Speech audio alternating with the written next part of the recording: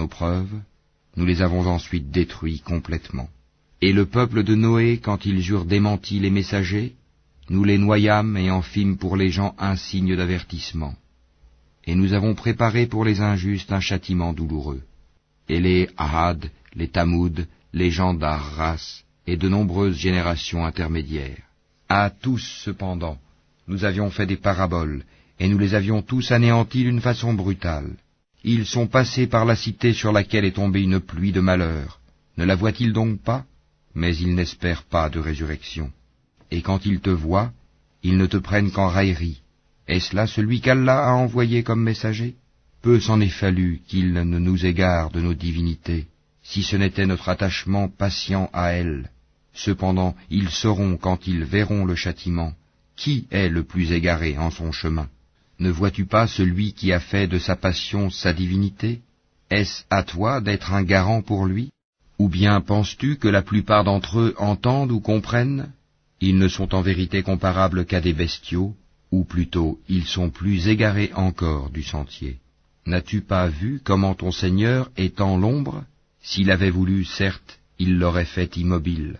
Puis nous lui fîmes du soleil son indice, puis nous la saisissons pour la ramener vers nous avec facilité. Et c'est lui qui vous fit de la nuit un vêtement, du sommeil un repos, et qui fit du jour un retour à la vie active. Et c'est lui qui envoya les vents comme une annonce précédant sa miséricorde. Nous fîmes descendre du ciel une eau pure et purifiante, pour faire revivre par elle une contrée morte, et donner à boire aux multiples bestiaux, et aux hommes que nous avons créés. Nous l'avions réparti entre eux afin qu'ils se rappellent de nous. Mais la plupart des gens se refusent à tout sauf à être ingrats. Or, si nous avions voulu, nous aurions certes envoyé dans chaque cité un avertisseur. N'obéis donc pas aux infidèles, et avec ceci, le Coran lutte contre eux vigoureusement. Et c'est lui qui donne libre cours aux deux mers, l'une douce, rafraîchissante, l'autre salée, amère. Et il assigne entre les deux une zone intermédiaire et un barrage infranchissable. Et c'est lui qui de l'eau a créé une espèce humaine qui l'unit par les liens de la parenté et de l'alliance. Et ton Seigneur demeure omnipotent. Mais ils adorent en dehors d'Allah ce qui ne leur profite point, ni ne leur nuit, et l'infidèle sera toujours l'allié des ennemis de son Seigneur. Or, nous ne t'avons envoyé que comme annonciateur et avertisseur. Dis, je ne vous en demande aucun salaire pour moi-même. Toutefois, celui qui veut suivre un chemin conduisant vers son Seigneur est libre de dépenser dans la voie d'Allah. Et place ta confiance en le vivant qui ne meurt jamais. Et par sa louange glorifie-le. Il suffit comme parfait connaisseur des péchés de ses serviteurs.